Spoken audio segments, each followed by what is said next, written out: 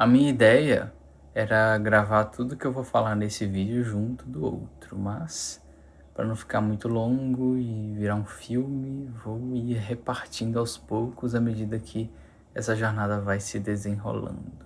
Vamos começar então. Vamos lá para o tarô novamente. Vamos começar do zero. Vamos começar do louco. Quando a gente estuda o tarô, a gente vai considerar que os arcanos maiores eles são o princípio divino.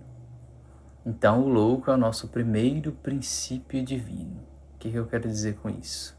Aqui o self ele estará operando o tempo todo. Qual que é o chamado do self a partir do zero? O que é o princípio divino aqui? O louco, mais uma vez, é o zero. O zero é o tudo, é o nada. Quando a gente pensa no zero, a gente tem uma forma, a gente sabe que o zero é um círculo. Se a gente fosse colocar o zero na realidade, ele valeria quanto? Qual seria a numeração do zero? Ele é o zero, ele é o tudo, ele é o nada, ele é o início, ele é o fim. Ele não tem início e ele não tem fim. Quando a gente pega o zero para poder estudar, a gente pode entender, por exemplo, a partir do momento antes de Deus criar a realidade. Tudo existia, tudo era noite. Até que ele disse que se faça luz. Antes disso, a gente encontra o que o tarô chama de o louco. Esse é o nosso primeiro princípio divino. E o que o louco representa? Quando uma criança está no útero materno, por exemplo, ela apenas sonha. Ela não existe, mas ela já existe. Ela está ali dentro, mas ela não tem uma vida separada. O zero ele vai representar o louco, ele vai representar o momento onde nós simplesmente encontramos, vislumbramos os nossos potenciais internos. Por que você sonha o que você sonha? Por que você tem o rosto que você tem? Por que você nasceu onde você nasceu? Por que você sente o que você sente? Por que você tem algumas vontades e não outras? Isso tudo quem está operando em nós é o princípio divino do louco, nomeado aqui. É o princípio divino do zero. Então o zero é simplesmente as infinitas possibilidades. O mundo antes de sequer existir. Então o louco ele vai representar o período onde não há consciência. O louco ele pode ser traduzido pela linguagem do Jung como o momento onde o ego ainda não se percebe. Quando uma criança nasce até certa idade, eu não me recordo exatamente qual idade, ela não tem necessariamente uma consciência de si. Ela simplesmente participa da vida da mãe. É como se fosse uma extensão da mãe. Então, até que o ego se forme naquela criança, até que ela se reconheça como um eu, ela está vivendo apenas no zero. Ela não elabora as coisas, ela não consegue nomear nada ainda. Ela simplesmente vive de instinto. Se ela está com fome, ela chora. Se ela está com dor de barriga, ela chora. E tudo isso enquanto a mãe ali cuida. Então o zero, como princípio, como fim, como infinito, ele representa o nosso potencial. Então o louco, como princípio divino, é todas as infinitas possibilidades. A gente vai chamar de louco porque algumas dessas infinitas possibilidades são loucuras. Mas sem esse primeiro princípio divino, nada acontece. Então o zero é o nosso paraíso. Quando você deita, você sonha, você consegue imaginar tudo que você tiver alcance para poder imaginar. Ali está o louco, como apenas potencial. Algumas coisas podem ser realizadas, mas nem todas. Algumas coisas só você conseguiria imaginar. Mas aqui você apenas vislumbra. Você é apenas o louco. Você não colocou nada em ação. Nós estamos ainda no zero. O nosso arcano do louco foi ilustrado a partir do deus Dionísio. O deus Dionísio ele é o deus do êxtase. Então aqui a gente pode entender que Dionísio ele vive do êxtase divino. Ele está em contato direto com o próprio paraíso. Todos nós temos o nosso próprio paraíso interior. Se a gente pudesse simplesmente fechar os olhos e viver tudo o que nos agradaria, nós estaríamos ali junto de Dionísio. Então, o zero é apenas o pulsar da vida, o potencial de tudo. O momento onde, antes de Deus criar a realidade, a ciência chama isso de Big Bang, por exemplo, antes do Big Bang, antes do Fiat Lux, antes de tudo ser criado. Esse é o zero. Então, assim como Dionísio, nosso louco, o zero é completamente anti-regras. E quando a gente fala de anti-regras, a gente está falando de não ter estrutura, não ter limite, não ter pensamento focado, não ter necessariamente vida. Anti-regras.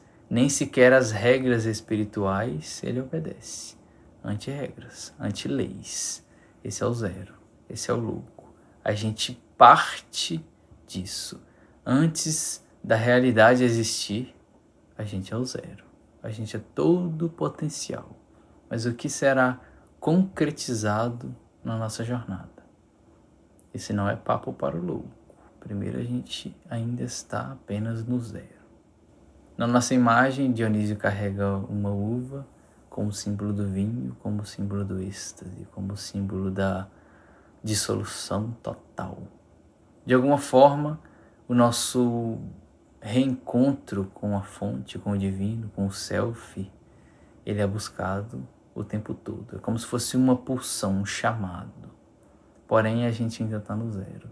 A gente tem como responsabilidade espiritual na nossa jornada retornar para esse self, para essa fonte, para esse paraíso com consciência.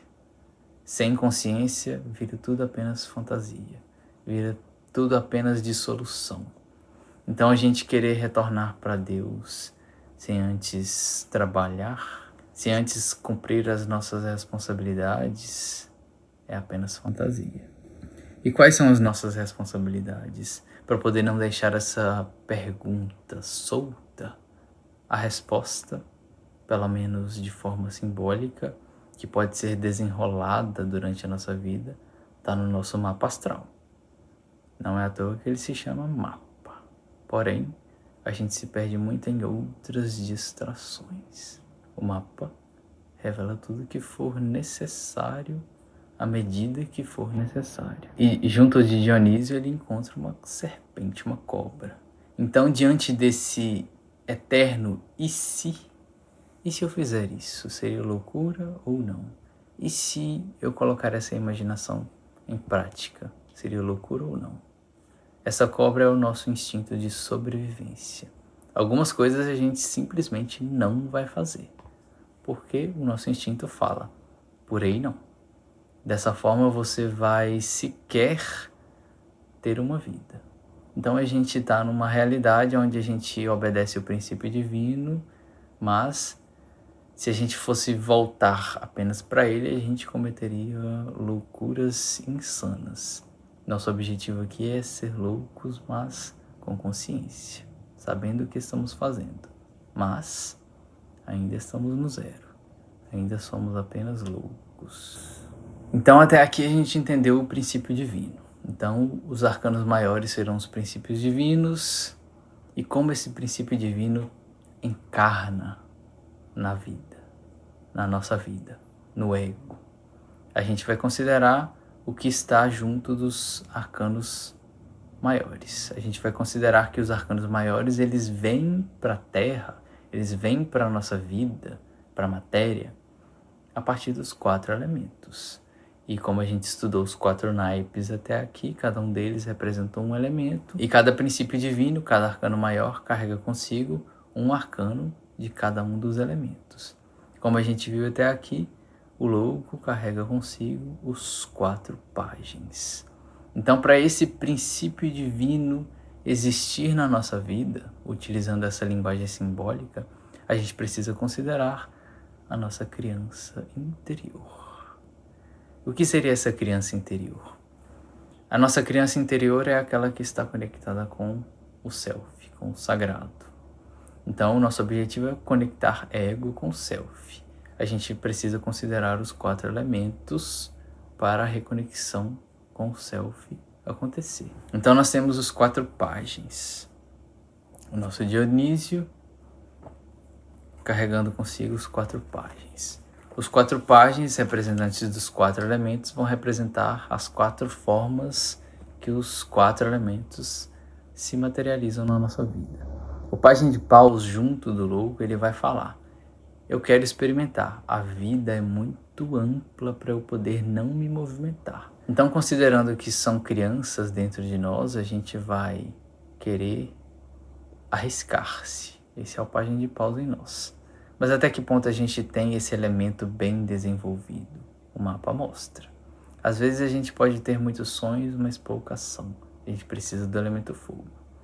Já o pajem de espadas, ele vai representar a nossa curiosidade. Se você tem uma mente fechada e não aceita aprender coisas novas, você também não consegue encarnar o princípio divino do louco.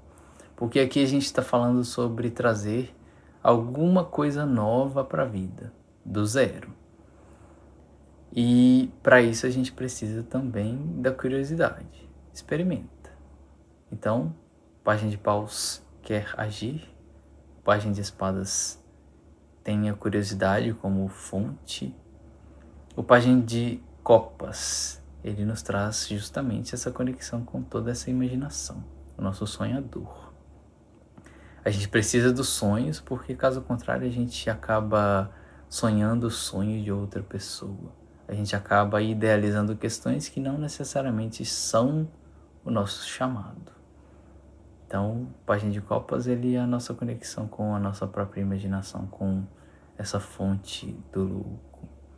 Já o pajem de ouros, ele vai nos dizer o seguinte: não adianta nada ter vontade de agir, não adianta nada ser curioso, não adianta nada imaginar se você não traz isso para a matéria, se você não traz isso para o corpo. E aqui a gente quebra uma visão espiritualista que tende a negar a matéria. Eu vou ser bonzinho aqui o tempo todo, vou evitar qualquer conflito, porque assim eu tenho a garantia do reino dos céus.